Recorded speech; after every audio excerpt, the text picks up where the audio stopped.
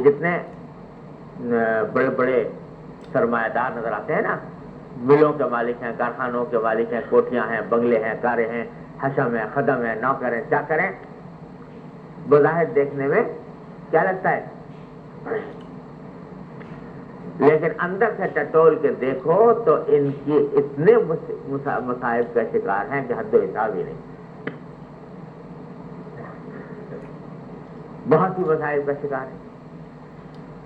یعنی اول تو اس معنی میں مصائب کا شکار ہے کہ بہت سے مصائب کا ہمیں آپ کو پتہ نہیں ہوتا، ہم ظاہری طور پر دیکھتے ہیں بڑے خوشحال ہیں، لیکن اندر پتہ نہیں کہ اندر کس مشکل میں ہیں اور کس پریشانی میں، ان پریشانیوں کا ہمیں علم نہیں جو ان کو جب علم ہو جاتا ہے تو بس چلتا۔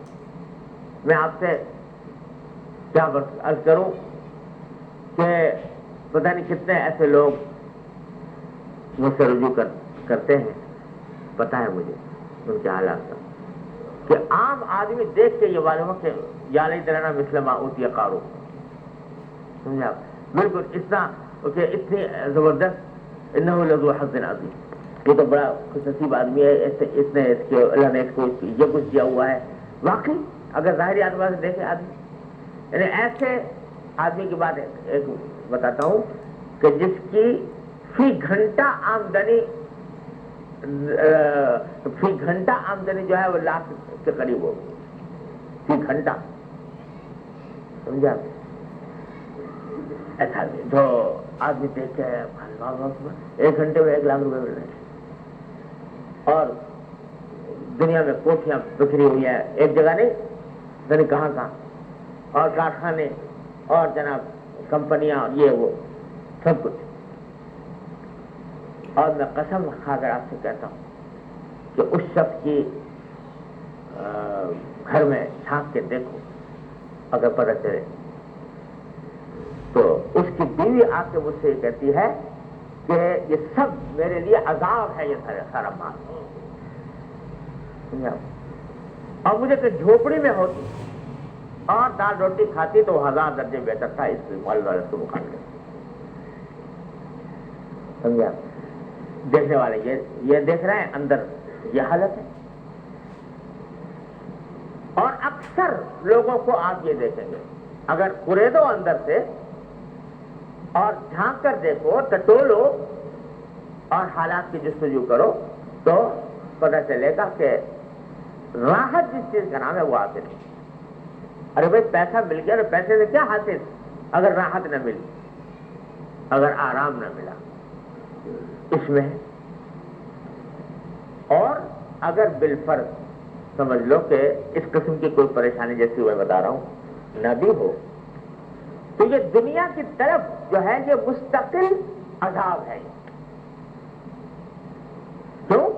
اس لیے کہ اس کا خاصہ یہ ہے کہ جتنا آدمی اس کے پیچھے بھاگتا ہے یہ اس سے بھاگتی ہے، اور یہ دوڑتے دوڑتے ہانپ کے مر جاتا ہے، اور وہ ہاتھ نہیں آتی جو مطلوب۔ کیوں؟ اس لیے کہ کسی حد پر قرار ہی نہیں۔ وہ جو حدیث میں آیا کہ اگر 1 وادی سونے کی مل جائے تو کہے گا 2 مل جائے، اور 2 مل جائے تو کہے گا 3 مل جائے، اور ابن آدم کا پیٹ سوائے مٹی کے کوئی اور چیز نہیں بھر سکتی، یہ سرکار دو عالم صلی اللہ علیہ وسلم کہ ابن آدم کا پیٹ سوائے مٹی کے، قبر کے مٹی کے کوئی اور چیز نہیں بھر سکتی، جب تک زندہ ہے اس وقت تک اسی میں مبتلا رہے۔ تو یہ جو ہر وقت ایک طلب لگی ہوئی ہے کہ فلاں چیز نہیں ملی مل جائے، فلاں چیز نہیں ملی مل جائے، یہ خدا عذاب نہیں ہے تو کیا ہے؟ یہ جس آدمی کی ہر وقت فکر یہ ہو کہ فلاں چیز نہیں ملی، اس کی دوڑ دھوپ میں مبتلا ہے، تو وہ عذاب ہے کہ نہیں؟ راحت اگر ہے کسی چیز میں تو قناعت میں ہے،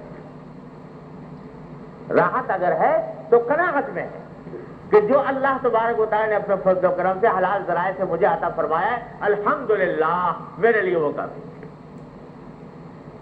میرے لیے وہ کافی ہے۔ اور جتنا اللہ تعالیٰ نے مجھے فرمایا ہے طلب کرنے کا، جتنی اجازت دی ہے، جتنے کا حکم دیا ہے، اتنی کرتا رہوں گا مشروع طریقوں سے، جائز طریقوں سے، جو مل گیا اللہ کا شکر، اللہ کا انعام، یہ ہے راحت۔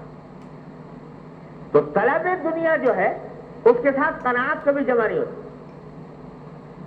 طلب دنیا اور حب دنیا کے ساتھ قناعت کبھی جمع نہیں ہوتی. کیا مانا کہ جو طالب دنیا ہوگا، جو دنیا سے محبت رکھنے والا ہوگا، اس کو کبھی قناعت نہیں حاصل ہوگی. وہ تو کہے گا اور حل میں مزید.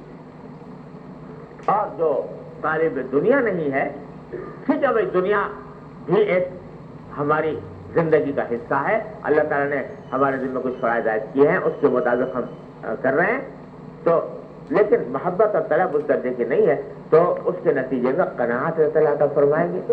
اور یاد رکھو، قناعت سے زیادہ راحت کسی چیز میں نہیں. سمجھے نا؟ کسی چیز میں سب سے مزہ جو ہے وہ قناعت.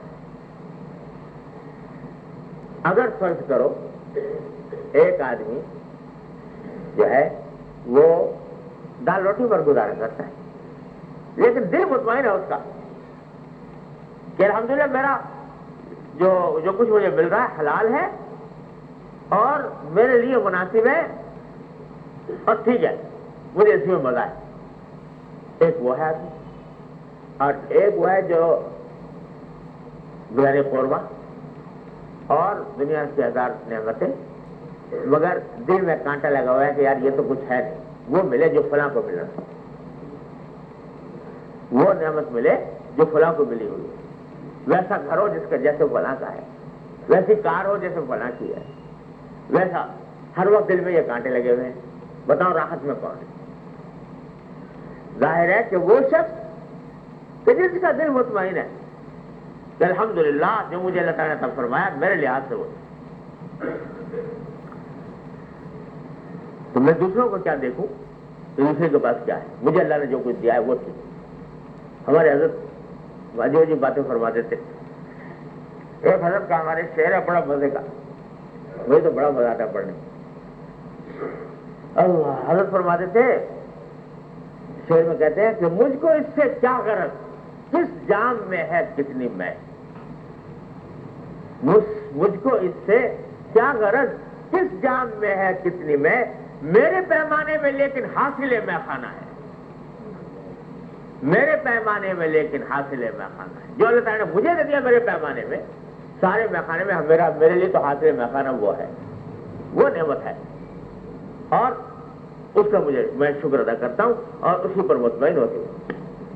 یہ ذہنیت جس دن پیدا ہو جائے انسان کے اندر، ساری دنیا کے جو بکھیڑے ہیں نا اور سارے دنیا کے روگ یہ ختم ہو جائیں. میرے پیمانے میں لیکن حاصل ہے میخانہ، جو کچھ مجھے عطا ہوا ہے وہ نعمت. قناعت کے سوا یاد رکھو کوئی طریقہ اس دنیا میں راحت کا نہیں. تو جب قناعت نہیں تو طلب دنیا ہے، حب دنیا ہے، اور وہ دن رات انسان کو بے چتاب میں مبتلا رکھے.